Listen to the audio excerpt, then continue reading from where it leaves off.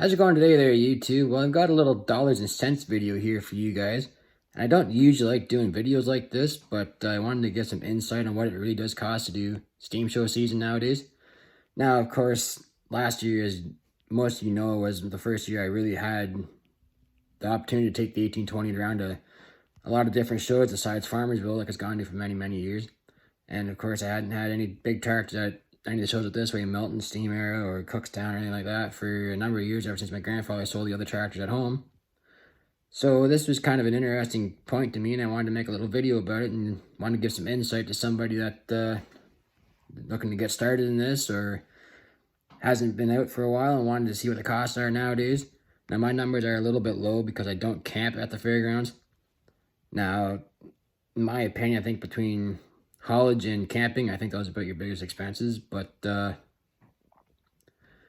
not gonna get into camping too much because, of course, I don't camp. So right now, I'd spend that extra 20 grand on an RV is not really justifiable, but who knows, maybe in a couple of years, maybe I'll get tired of driving back and forth and I'll just go get an RV. Anyway, out of the 4 shows I took the tractor to last year, of course, it was Kawartha Antique Power, Farmersville, Cookstown, and Milton.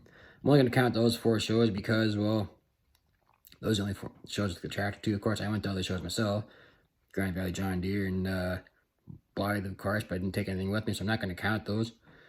But anyway, Kawartha Antique Power, now I calculated how I got these numbers. I calculated expenses. I went with truck fuel, so haulage, food, camping, tractor fuel, admission, and then memberships.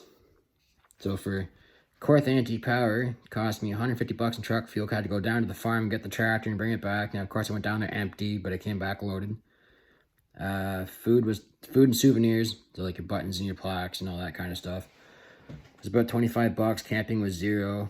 And I figured I'd put about $25 for fuel in the tractor for that weekend. And admission was $0 because usually, at least in the old days, that most shows, if you brought an exhibit, brought a tractor, an old car, or something like that, you'd get in for free.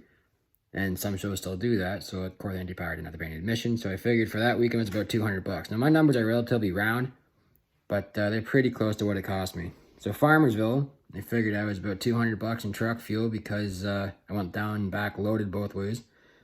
Food souvenirs is about $30. Of course, I'm a member in that club, so that's a membership and souvenirs and all that stuff. $30 for that. Camping was $0 because, of course, I stayed at the home farm. And it was about $20 for tractor fuel that weekend.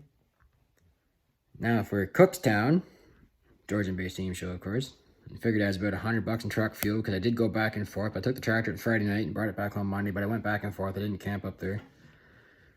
I figured I was about $40 between food and souvenirs, $0 to camp, of course. And I was about $50 in tractor fuel because I was working the tractor that weekend. Of course, I pulled the people mover around and put on the fan and whatnot, and that uses fuel, of course.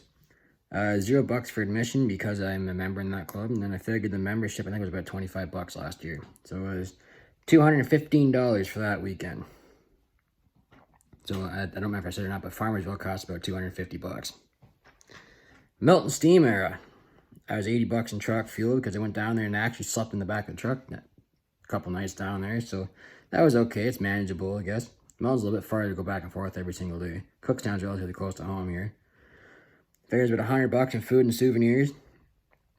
$0 for camping because, of course, I stayed in the Hotel Denali out there. It's about $50 in tractor fuel, and the membership, I believe, was $35 last year. So for a grand total of about $265. And I got one more cost here as tractor insurance. I was $108 last year. So what it cost me to go away for those 4 weekends last year in 2019 was approximately $1,038. So that's actually not too bad. You know, a lot of people do camp. These shows have a pretty good, most shows have a big campgrounds and whatnot too. And there's many different variables, but I think I got most of the expenses covered if you take a tractor somewhere. If I missed something, let me know. And if you guys like that video, please comment, rate, and subscribe. Thanks for watching.